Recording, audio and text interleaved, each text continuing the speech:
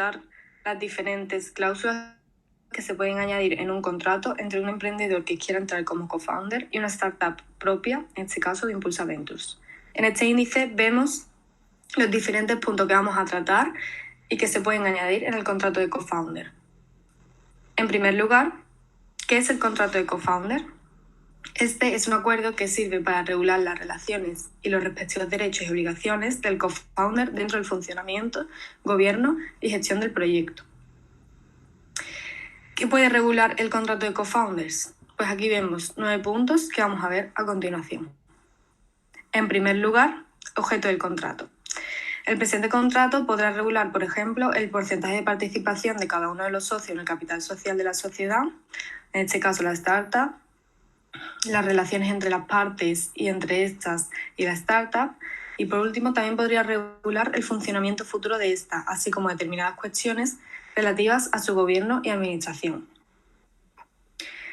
En cuanto a la formalización, en este caso no va a ser un contrato de relación laboral o mercantil. En las actividades del co-founder y la incubadora en su fase actual, lo que prima es el carácter desinteresado o colaborativo y hasta cierto punto afectivo o de complicidad.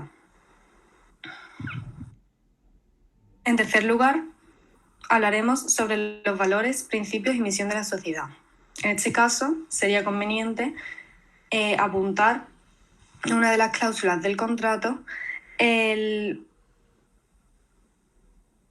los principios y los valores que van a seguir la startup y los co-founders que se van a adherir a ella, así como la misión que tiene la startup respecto al proyecto.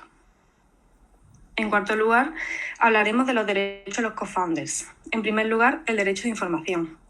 Los socios o los co-founders tendrán derecho a recibir la información de la startup, como por ejemplo los estados de tesorería, el cash flow, el balance de situación, el presupuesto anual de la startup, las cuentas anuales, etc.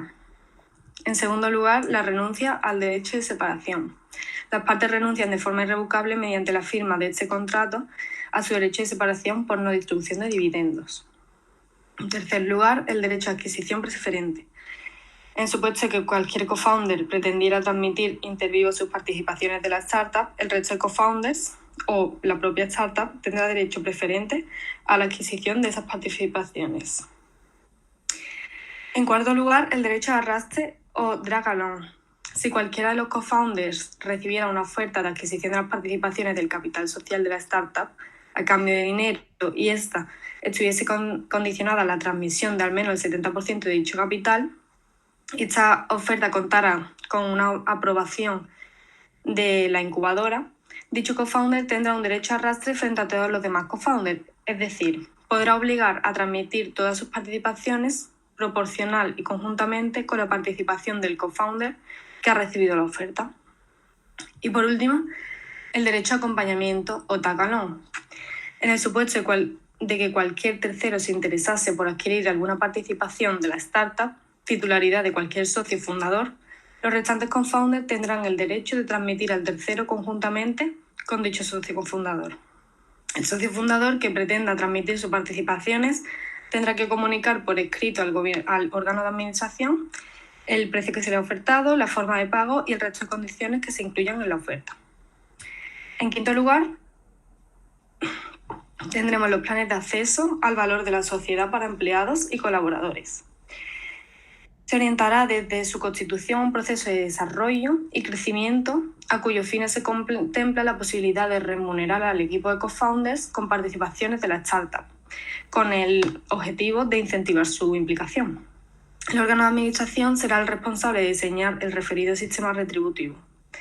Las personas que adquieran la condición de co-founder deberán adherirse al contrato en el momento que adquieran la participación de la startup y se obligan a cumplir todo lo que se ha previsto en dicho contrato.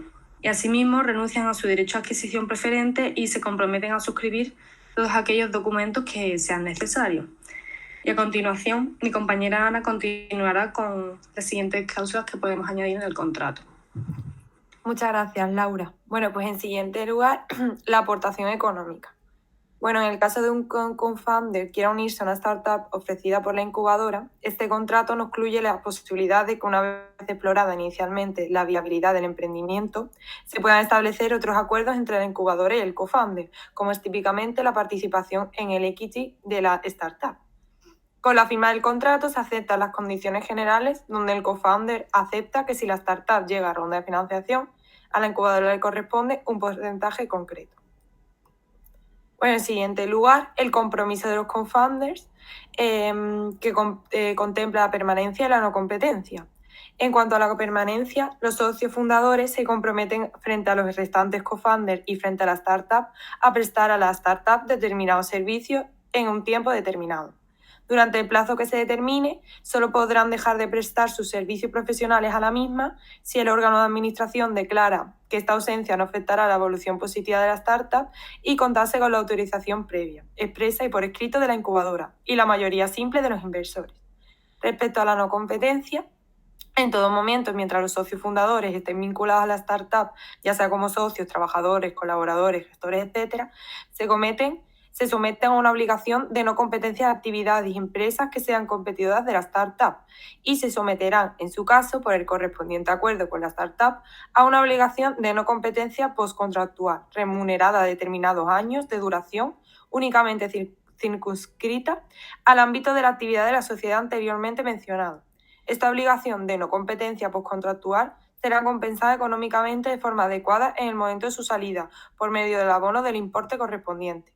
Por otro lado, los socios inversores no podrán, sin el consentimiento expreso y por escrito de todos los co-founders, mantener inversores, colaborar, trabajar o dedicarse por cuenta propia o ajena, directa o indirectamente, en actividades y empresas que sean competidoras de la startup, con algunas excepciones. Bien de datos. En primer lugar, el responsable del tratamiento de los datos personales que se obtienen por medio de este portal web es la incubadora propietaria de la web. Los datos personales que nos proporcione se conservarán durante el tiempo necesario para cumplir con la finalidad para la que se recaban. No obstante, se podrán conservar posteriormente debidamente guardados y protegidos durante el tiempo en que pudieran surgir responsabilidades derivadas del tratamiento, en cumplimiento con la normativa vigente en cada momento. Una vez prescriban las posibles acciones en cada caso, procederemos a la supresión de los datos personales que se hubieran facilitado. Los datos personales que no se faciliten a través del sitio web no serán comunicados a terceros, a no ser por causa legal. El emprendedor facilitará el mismo sus datos personales a inversor y advisors que incorporen su proyecto. Bueno, en cuanto a la confidencialidad y propiedad intelectual, los socios fundadores reconocen a la startup como titular de todos los derechos de explotación de la propiedad industrial e intelectual relativa a su objeto de negocio y que pudiera haber sido desarrollada por ellos hasta la fecha, y en la medida en la que fuera necesario. Declaran cedidos a la startup todos sus eventuales derechos de explotación de dicha propiedad intelectual e industrial.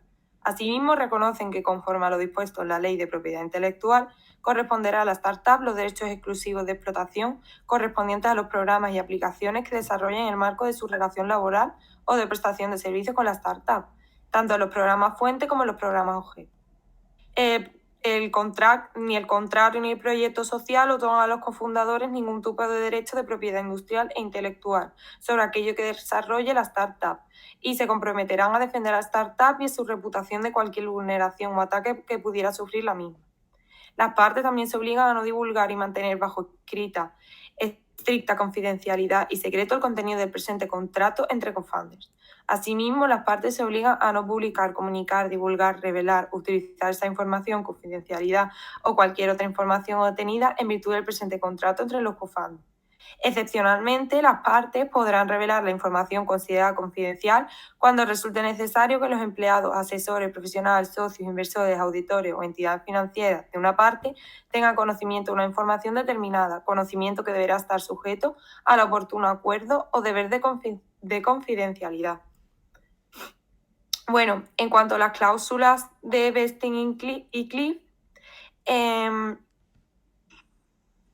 el co-founder se compromete a quedarse en la compañía y cumplir con su deber y funciones por el periodo de tiempo que se determine para percibir la totalidad de acciones acordadas.